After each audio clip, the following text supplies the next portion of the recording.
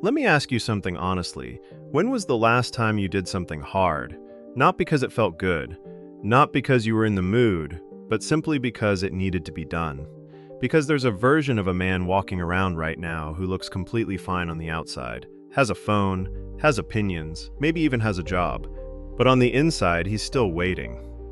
Still telling himself his real life hasn't started yet. Still convinced that one day, when the timing is right, when the circumstances align, when he finally feels ready, then he'll step up. That day never comes. And deep down, he knows it. Psychologists have a name for this.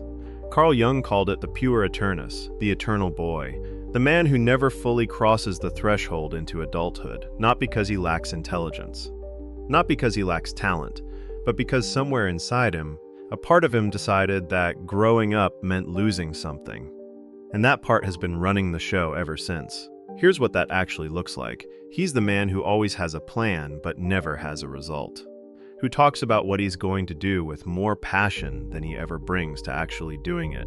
Who starts things with energy and abandons them the moment they stop being easy. Who is genuinely convinced that his potential is extraordinary while doing absolutely nothing to prove it. And here's the part that should hit you. That potential he's protecting. It's protected by never being tested. As long as he hasn't truly tried, he can never truly fail. The dream stays perfect inside his head, because a dream that's never left the mind has never had to face reality. Drop a comment right now if you've ever used your own potential as an excuse not to start. Because this isn't about laziness. Laziness is simple.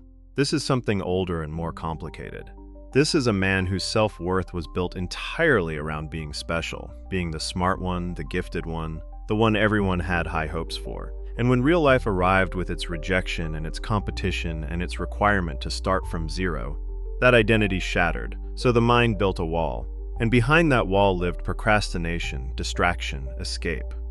Not because he was weak, because the fear of discovering he wasn't as exceptional as he'd been told was simply too much to face. Marie-Louise von Franz, one of Jung's closest colleagues, spent her career studying this exact pattern.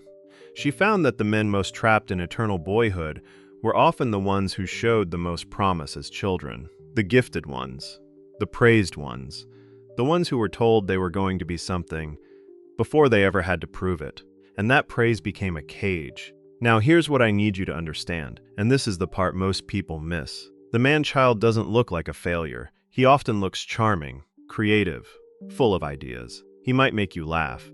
He might talk about his dreams with genuine fire. But watch what happens the moment life asks him for something real. Watch what happens when a relationship requires him to show up consistently. When a job requires him to do the boring work. When a goal requires him to be bad at something before he gets good at it. He disappears. Not physically. He's still there. But something in him goes somewhere else. Back to the comfort. Back to the screen. Back to the version of himself that exists only in his own mind. Susgrid right now if you want to understand the psychology that most men are never told about themselves.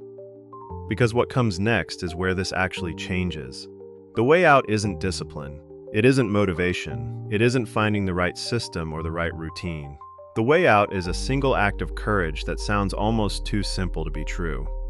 You have to be willing to be ordinary, not permanently, not forever, but you have to be willing to start at zero, to do the boring thing badly, to clean the room nobody sees, to take the job that doesn't match the image, to show up for the person in front of you even when something better might exist somewhere else. Because here's what the eternal boy never understood. The man who does the small thing well is building something invisible. Every time he chooses reality over fantasy, every time he does the hard thing when he doesn't feel like it, every time he stays when every impulse says go, he is building the only thing that actually matters. Character, not potential. Not the idea of what he could become, who he actually is when nobody is watching, when there's no applause, when it's just him and the thing that needs to be done. That man is not ordinary. That man is rare. And becoming him doesn't require a lightning bolt moment. It doesn't require perfect conditions. It requires one decision, made today, possibly made right now. The question isn't whether you have what it takes. The question is whether you're finally willing to find out if this reached something in you that needed to be reached. Subscribe to Mind Candid. New psychology every week.